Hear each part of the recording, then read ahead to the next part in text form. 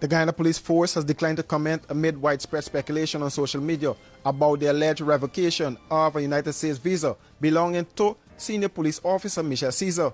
When questioned on the matter in the Joint Services Group, police officials remain tight-lipped on the matter, offering no confirmation or denial of the claims circulating online. The issue was later raised with Minister of Home Affairs Onish Waldron, who told members of the media that the government has not been officially informed of any such visa revocation. We're review of the news article, but the government has not been officially notified. What do you think, how will the government have treated it? And what would be the process for investigating, inquiring?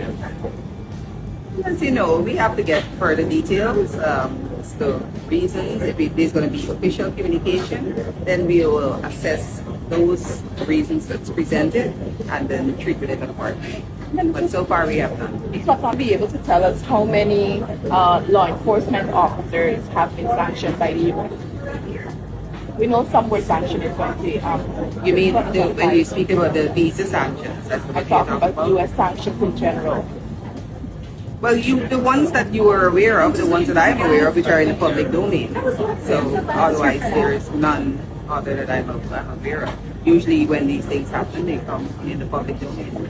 So I'm not aware of any other sanctions to these officers outside of those in the public domain. Superintendent Caesar currently heads the Major Crimes Unit of the Guyana Police Force and is regarded as one of the force's leading investigators, having played a key role in several high-profile probes. An explosive sworn affidavit filed in New York is raising serious questions about alleged cross-border misconduct involving a senior officer of the Guyana Police Force.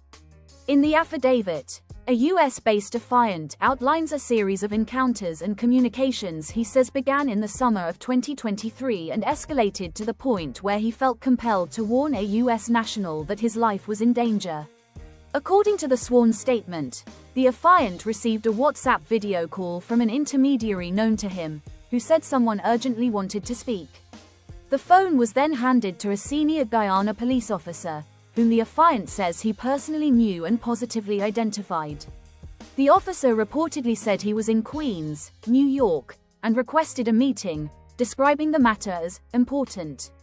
When pressed for details, the affidavit alleges the officer said he had traveled to the United States to investigate and take out Rickford Burke, and invited the affiant to join the effort, allegedly offering compensation including land, housing and other benefits in Guyana. The affiant says he immediately rejected the proposal, telling the officer, "I am out of that. I am not in that." The affidavit further states that the affiant contacted a former senior police officer under whom he had previously served. According to the affiant, that former officer warned him not to get involved and said he had already heard that the senior cop had traveled to New York for that very purpose. Unable to reach Burke directly at first, the affidavit says the affiant eventually arranged contact through a mutual acquaintance.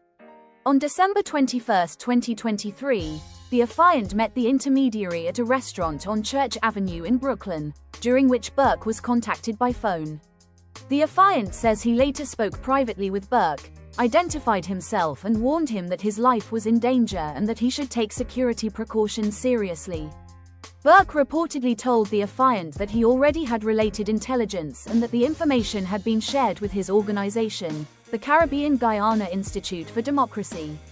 The affidavit goes on to state that Burke later informed the affiant that the information had been passed on to the FBI and that the affiant subsequently agreed to speak directly with federal investigators. The matter is actively engaging the attention of United States authorities. A natural way to stay ready, baby. 'Cause I'm ready for you, Mr. C.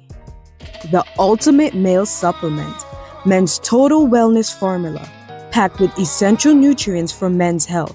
She'll call you Mr. C.